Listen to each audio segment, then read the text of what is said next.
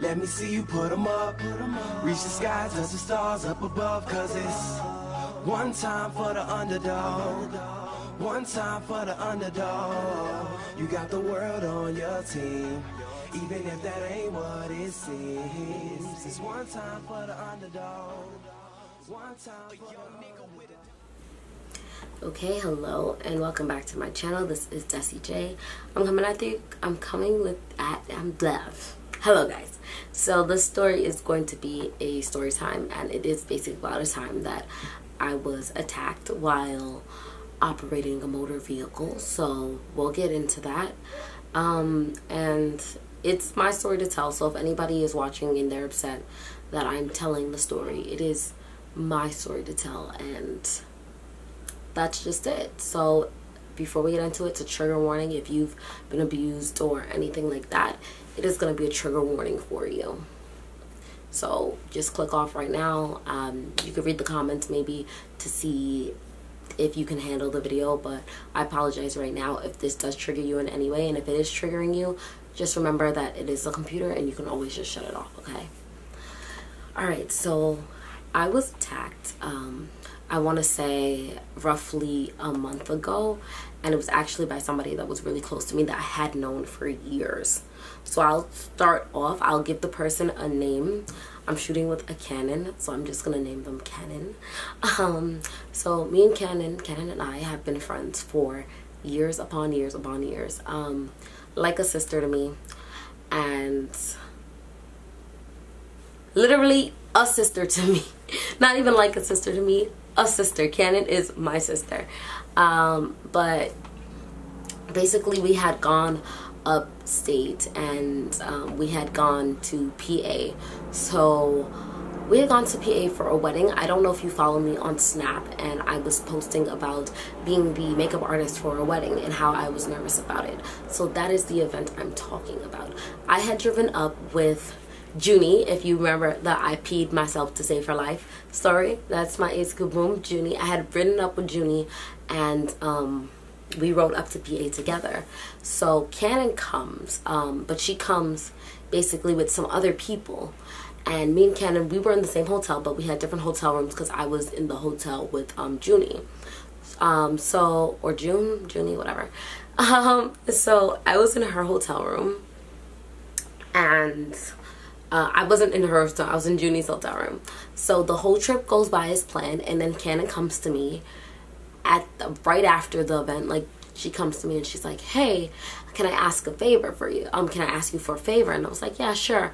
She asked, can I please ride back down to Brooklyn? Can I please ride back with you? And I said, oh yeah, no problem, because I had room in the car. Sorry. I was like, no problem, because I know I have room in my car, because it was basically just me and her, Junie, that came up. So I have like my whole back seat done. So I'm like, yeah, no problem, Canon. Like, we all know each other. So day comes and it's time to leave. And we go, and we walk to the parking garage because the hotel's parking was too expensive. So we had parked a few blocks away. So we go to the parking garage, and after we go to the parking garage, Canon realizes that she left something at the hotel, her iPad or something. So she decides that she's going to go back, and I tell her, don't worry, me and Junie are going to loop around and come get you. If you know me, you know that I hate driving long distances, and I'm actually, I'm a year into my license, and I just like, I'm one of those avoid highways, avoid everything type person. So I did not make the drive from Brooklyn to Pennsylvania. Junie was actually the one that drove up that day. So Junie was planning on driving back as well. So I told her, we'll meet you. So I get in the driver's seat, and Junie is in the passenger seat, and we swing back to the hotel. So, because we had to pay and stuff or whatever, and she was by the exit, so she just walked back. So we swing back to the hotel, and we're waiting for her outside of the hotel. Finally, Canon comes out like 10-15 minutes later. It's not a big deal. And she comes out, and the way my car is I have a Honda Element. I don't know if any of you guys are car geeks, but I do have a Honda Element. So how it is it's a two-door car. So in order to open the back seat, you have to open the front. You don't have to move a chair or anything, but you just open the front door, and then there's a back door that you open from inside of the front door. If that doesn't make sense to you, I'm sorry. But basically there are two doors, but you need to open one in order to open the other, because they're sort of like this on each other. So she comes and she opens the front door on Junie's side. So Junie is in the passenger seat. So the initial plan for me and Junie is that I was going to drive to the gas station, put gas in my car, and then we were going to switch out at the gas station because, like I said before, I don't want to do the long drive back to Brooklyn. That's not me. So what happens? So what happens is she opens the door and she's staring. She doesn't do anything. She's just staring at Junie. And Junie's like, she makes a joke and she's like, what? You want me to open this door for you? Like, you want me to open this door for you? Girl, you so lazy. Like, you know, like, what? What's going on? And she's looking. She's like, oh, don't play dumb with me. And Junie looks at her like, what? And I'm looking at her like, what do you mean don't play? What is going on here?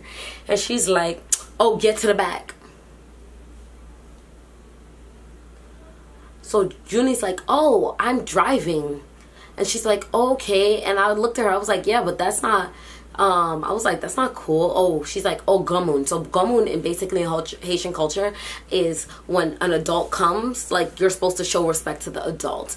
Now Cannon is about 3 or 4 years older than I am, maybe has 8 years older than Junie, but she is like, basically gamun is the people that change your diapers. So you wasn't changing nobody's diapers at 8. Like, stop it. So people in your generation, they're not gamun. Like, you know, I don't know if you're Haitian, but they're not gamun because you, what are you talking about? So she's on some like, oh, gamun, move to the back.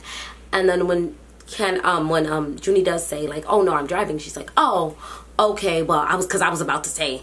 And I was like, I turned, I'm like, what were you about to say? Like, sis, this is not your car.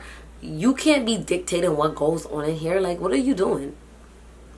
So then she was like, oh, well, I don't know who you're talking to. I was like, all right, whatever. And then she just kept going, and she gets in the back seat and closes the door. Junie closes her door, and I'm at the driver's seat. So like, it's up to me to move the car. So I was like, if you got a problem, sis, you could just get out right here. Like, I'm not doing this. Like, we're not arguing. Oh, so she puts in her headphones, and she just, whatever. And I was like, you know what? No problem. I'm just not gonna stop in Staten Island. So this comment, Jesus Christ. This comment, I said that comment. I knew, and I said it just to say it because in the back of my head, and if you remember from early in the story, I wasn't gonna be driving home. So like, I'm not gonna, regardless, I'm not stopping in Staten Island because I'm not driving. Whatever. So, Jesus Christ, my eye, this allergic reaction is killing me. All right. So, I said I'm not gonna be stopping in Staten Island. She was like, oh, so magically, headphones and everything. She hears that and she's like, oh, I dare you, because I will F you up. I will F you. I'm like, yo, Cannon, you're doing too much. You're doing absolutely too much. Oh, blah, blah, blah. So now in my head, I'm like, all right, whatever. Like, I'm just gonna ignore her. She keeps talking. Then she's sending a text to my little sister.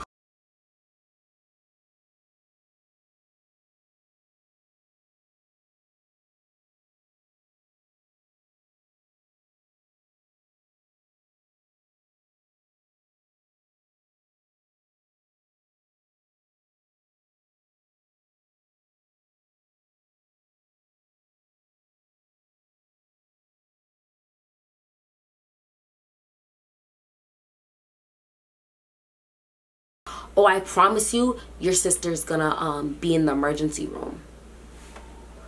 All from the backseat of my car, she's sending all of this. Oh, she passes Staten Island because I have to, from PA to Brooklyn, I have to go through Staten Island, and that's where she lives, so she wanted me to drop her off. She's like, oh, I promise if she passed my exit, whatever, like, it's a problem. So I'm like, what? Mind you, she not only wanted me to drop her off in Staten Island, then she wanted me to go, like, she doesn't even live by the highway in the bridge. She lives on the other side of the island, so it's like, get off on the exit, drive 30 minutes out of my way. Then she wanted me to go upstairs to her apartment and grab a bunch of boxes for her to bring them to a place in Brooklyn for her. What? And then drive 30 minutes back to get back where I was originally was, and then go 30 minutes to my house, when you're sitting there and you won't stop disrespecting me, and I'm this and I'm that and the third. I was like, I'm not doing that. Like, that's me doing you a favor. I'm not doing that. You could get out wherever this car stops and you could figure your way from there. That's it. Like, I'm gonna go to my house. You know how to go to my house. My parents, when she's texting my little sister is texting her back and saying, well, oh, my parents said, oh, they have no problem with driving you. So, like, remember this throughout the whole story. She has a way back into her Staten Island. Like, I told her I was going to drive to my house. Fine.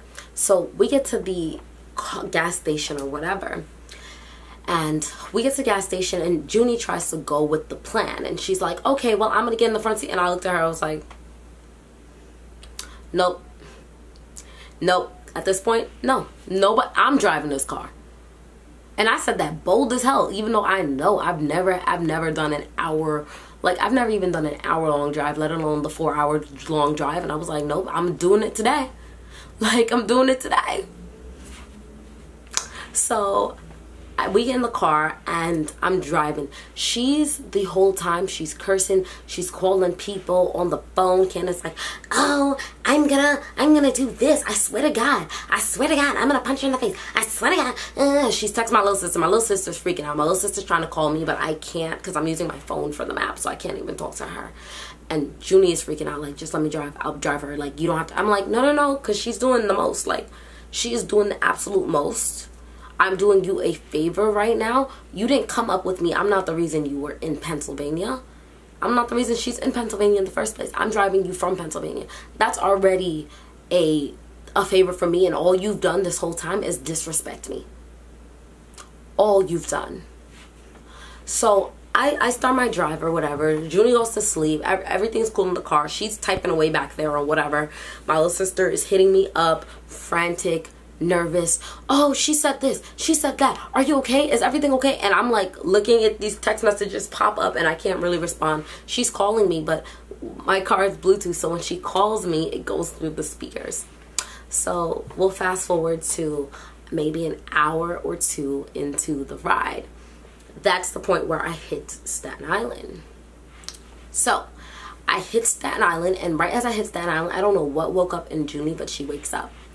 And she wakes up and she looks around and she realized, like, okay, we're in New York. We're in Staten Island. It's like as soon as we got off that bridge, she was like awake and attentive. So it was like, okay, sis got spidey senses, whatever. So we're driving and I'm looking and I'm watching the exits pass. And I'm just like, we're gonna pass this because I already said I wasn't stopping at Staten Island.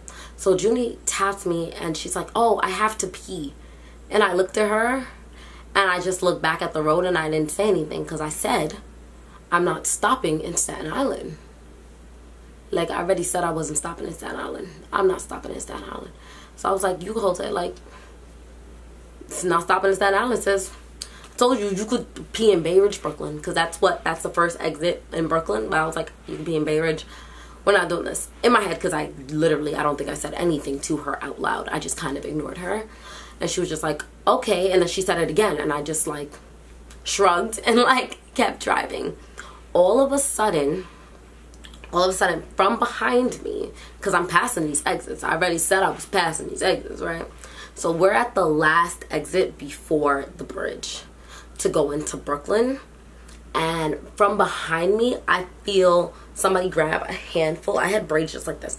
A handful of my hair and pull me backward like that, so my head is kind of a little up, and then grab the steering wheel and jerk it that way towards the end, towards the exit. So I jerked the steering wheel back and I just moved my head and I just continued driving. Then Canon, this is all Canon, pounding me in the back of my head, and while she's doing all of this, I'm just driving. Like, I'm just like